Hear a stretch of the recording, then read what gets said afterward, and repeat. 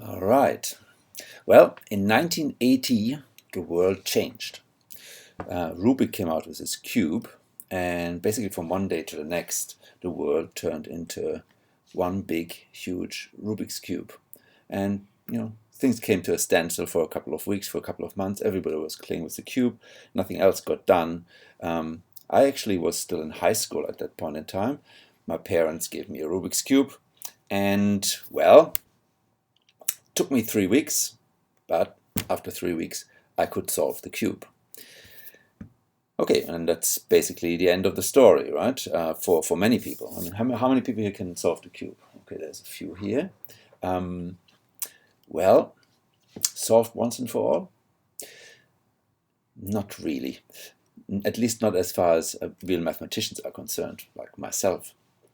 So, I mean, you all know how to solve things like this: x squared plus 5x plus 6 equals 0, because somebody told you, well, you can use the quadratic formula to solve something like this.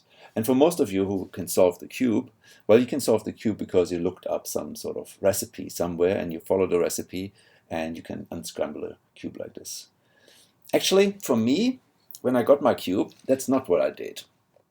I actually didn't look up anything. I just tried to come up with something real myself.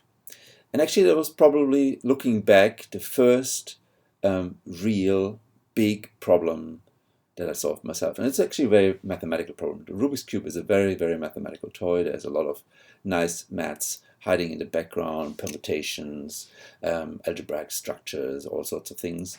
And so, in some ways, this was my first big maths problem that I solved.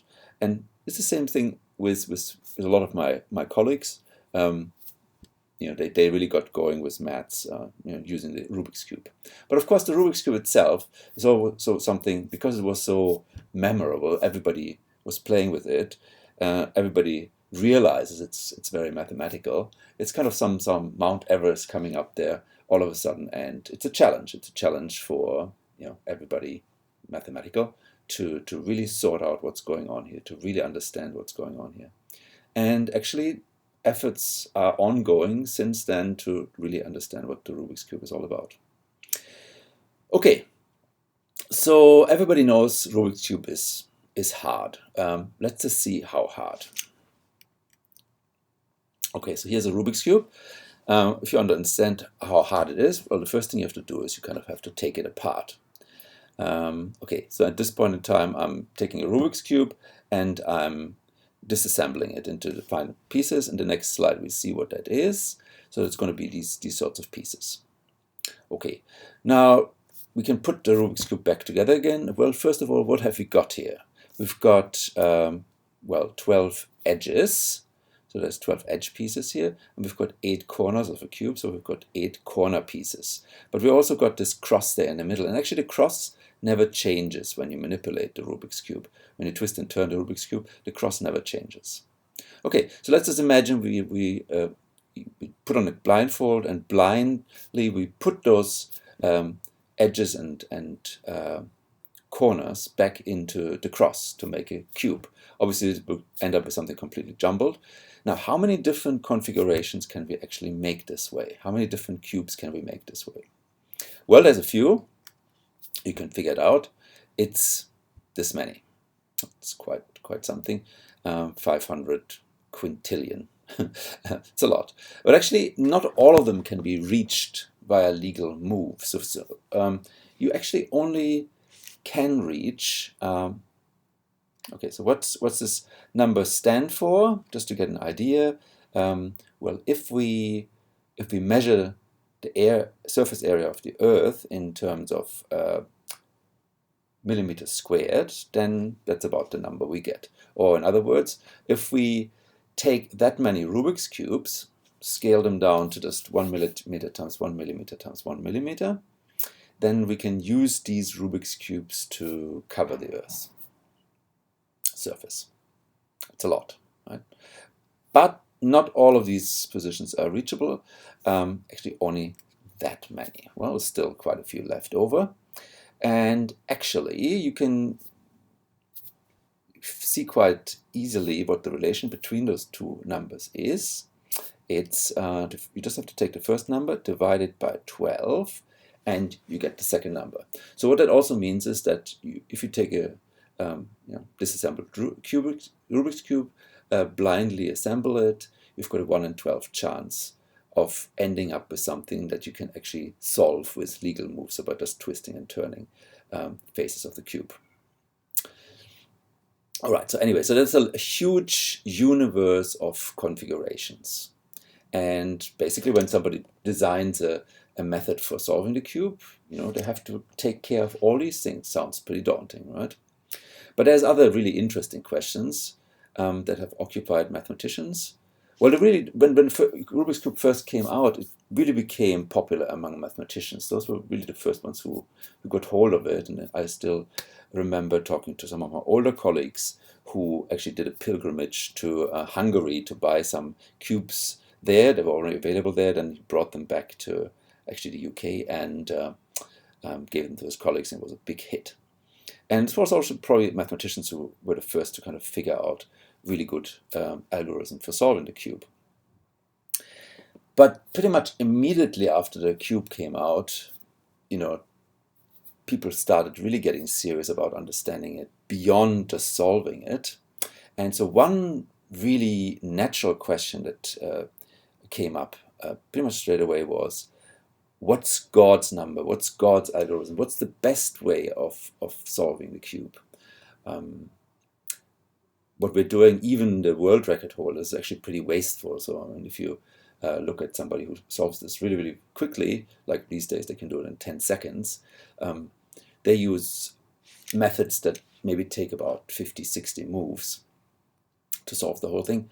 And well, that's actually not as good as it can get. So just imagine you take like all these different configurations and put them into Rubik's Cubes, have them lined up here, and then we look at every single one of the possible configurations, and figure out the minimum number of moves that it takes to solve this configuration, right? So we've got all these configurations kind of lined up here, and let's just say there's a number on every one of them, and another says how many moves it takes minimum to solve this. Then we have a look at all those numbers. Well, what's the worst case? What's the largest number there? That's a really nice question to sort out. And well, how do you sort something like this out? How do you calculate something like this? Well, you would think, well, I mean, really the only thing we can do here is look at every single one of those configurations and figure out what's the number. And then once we've got the number, we can compare them and see which one is the largest one. That's it. But if you were to try anything like this, you would actually be calculating until the end of times, even with the fastest computer we've got available at the moment. The numbers are just huge, right? It's absolutely huge. So there has been progress on this question, for the past, ever since Rubik introduced his cube, pretty much immediately people started working on this. Really tries to scale this Mount Everest here. And recently, there's actually been a solution to this. So people have been able to figure this out. Were they able to figure it out? Well, so we're looking for God's algorithm, the optimal solutions. Well, in history, actually not that ancient history, mathematicians had to tackle a similar problem, but at that point in time it was actually a matter of life and death to solve this problem. Here we could take a bit more our time. Here was the Rubik's Cube. So what I'm having in mind here is the famous Enigma machine. So you probably have heard of this. This was a cipher machine that the Germans used in World War II to encrypt all their messages. And the cipher machine is set up in a different way every day, and there's, close to the number of positions in a Rubik's Cube to set up this machine. Okay, and so basically what the Allies had to do to crack the cipher was to figure out which configuration, which position the Enigma machine was set up on a given day, and they had to do this like every day. And again, I mean, they didn't even have our computers today, so What did they do? Well, they hired a lot of mathematicians. And they built the first computers, the first really primitive computers. And so the solution to the problem ended up being a kind of a compromise between a kind of a brute force computing effort, which those early computers could just manage, and some really, really, really very ingenious mathematics, which is actually very pure mathematics, basically proof by contradiction. So what you do is you split up the configurations, all the possible configuration, into tiny little parcels. You have to do this very, very carefully, okay? And in the case of the Enigma machine, what they did was they kind of split it up into kind of a million ones, which correspond to different ways in putting up these rotors that you see up there at the top. So there's a kind of a million different ways of setting up those rotors. And then there's a lot more configurations come about by kind of putting these plugboard pins in. Anyway, so the whole problem gets subdivided into these little parcels. And then the computer basically looks at every single one of these parcels individually. So really on every day the allies had their computers look at, like, yeah, in worst case scenario, 1 million different configurations. Obviously, usually it's going to be less because they hit the solution earlier, but say 1 million, okay? And then they had some ingenious insights happening in the background. It was really mathematical insights, which allowed them to basically take care of everything in that parcel in a second. Okay, so they could just look at it in a second and kind of exclude everything in that parcel, or say, well, it might be in there. Okay. So this was kind of the basic way of approaching this problem. And something similar has happened recently with the Rubik's Cube. People actually figured out how to split up the problem in a very ingenious way, and at the same time managed to convince Google to dedicate or donate a lot of computing time to them. All right. And again, I mean, they were crunching through all those different possibilities corresponding to those different parcels. And the ingenious maths in the background allowed them to kind of just take care of these individual parcels, the zillions of configurations, every single parcel, kind of in an instant, basically. So that's very nice. And the result is basically over here. And it tells you all sorts of things about, so how many of those configurations take just one move to solve. There's 18 of them. There's, worst case scenario, there's almost 500 million of them. Then if you take a randomly scrambled cube by one of your friends, well, the most likely minimum number that you get here is 18, which is kind of interesting. And that's basically it. Now, I've just been kind of talking about this, a bit hand-wavy. I've given you a kind of a rough picture of how this thing is done. But what I actually want to show you is like one bit of very, very ingenious mathematics that you can actually bring to bear on the original problem that we were facing, right? The problem in 1980. You've had a cube and you have to solve it without anybody else's help. And that, again, you have to kind of deal with all those configurations. You have to find something that works for everything, right?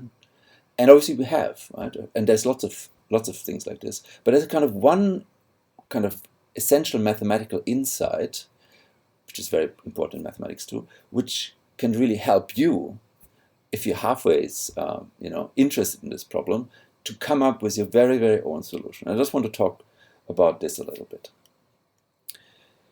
Okay, so maybe my claim here is that anybody can solve the cube. All right, and the way in is what's called a commutator. And the message is, if you can solve the top layer of a cube, you can solve the whole thing. And, so there's some of you you can solve the cube, and probably, if you're in that category, what you did first was just take a cube, scramble it up, and then try to solve it yourself. And what pretty much all of you probably managed to do after a while is to solve the first layer. Okay, so basically a cube has kind of 3 layers, and say you solved the first layer, meaning all those 9 pieces on top are perfectly in place. Okay. Now, if you can do this, if you figured out how to do this, okay, then you realize very quickly that kind of progressing from there is going to be very, very difficult, okay? Because everything you do, pretty much, destroys what you've just put in place, okay? So what you need to find is moves or sequences of moves that keep a lot of the cube fixed and just manipulate very small parts of it. This is kind of really magical moves when you think about it, right? I mean, how do you do something like this? Well, that's what I want to show you today. As the last bit here, this mathematical insight that really allows you to do this. So, if you can do the first layer, what that means is that you can shuffle around the bits on top any way you want. So you can swap edge pieces, you can turn them, you can twist them, you can do all kinds of things. As long as you don't worry about the bottom part of the cube, all this is not a problem for you. You may doubt this a little bit at the moment, but I assure you, if you're a master of the top layer, that's what you can do. All right? Okay. So what I want to show you is how to design a move that will swap the orientation of 2 of the edges, but leave the rest of the cube unchanged. Okay. All right, so let's just go for it. So at this point in time, I'm actually going to take out a cube and really show people what's going on, okay? So there's going to be a second time when you have to bring the cameras in and follow me around. Okay, so what you can do as a master of the first layer is you can take this edge here and shuffle it around a bit and bring it back in so that it's flipped over, okay? So trust me, you can do this. And now the important thing is, when you do it, you have to kind of keep track of how you get there. So there's various ways of kind of noting down your moves, okay? So just do this. Now just imagine we want to restore the cube. Well, at the moment it's messed up, right? So the top layer is fine, except for this one flipped over thing. The bottom is kind of scrambled up. If we want to restore the cube, the best way of doing it would be to just run the moves that we've just done backwards. That would restore the cube, and I'll show you here, and it's done. Okay? Okay, now, the insight now is, let's just put it back into this position. So here we go, and we've got flipped over. Now, before you kind of run things backwards, what you do is you give the top a twist, a quarter turn. Okay? So just have a look at it. You give it a quarter turn. Now you run it backwards, your move. What effect does this have? What effect it has is, well, on the top, it only flips whatever is in this position. It doesn't do anything to the rest. What it definitely is going to do is going to restore the bottom. All right, so let's just run it. So we'll run it backwards, and magic has just happened. We've manipulated just 2 of the pieces in here without touching anything else. And the only thing that was necessary for this was for you to figure out one way of flipping one of those edges. Okay, and you can do this as a master of the top layer. And this is like one of those basic moves that we've just constructed that you learn when you're going to just look up a recipe. At some point in time, you have to fix the orientation of the edges, and this move is all you need to do this. So the same sort of insight lets you design a move that twists corners, and then you need 2 more moves which allow you to kind of shuffle the positions of pieces around. But again, this insight gets you there. All right, and that's it for the moment. I might say a few more things.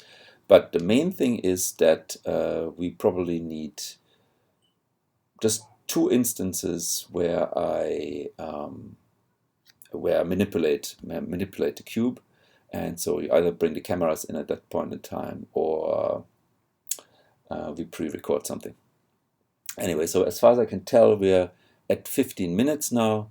So realistically, it's going to take a little bit longer because I'm going to manipulate the cube around a bit. but that's it. So I might still use the last couple of moves here to illustrate something, basically saying, here's your algorithm which flips things over, then you rotate the top, then you kind of go backwards, and that's the end of the talk. I think time-wise this is going to work quite well. I might shuffle some words around, but I just spent a lot of time kind of fixing up the slides, so this is probably going to be it. All right.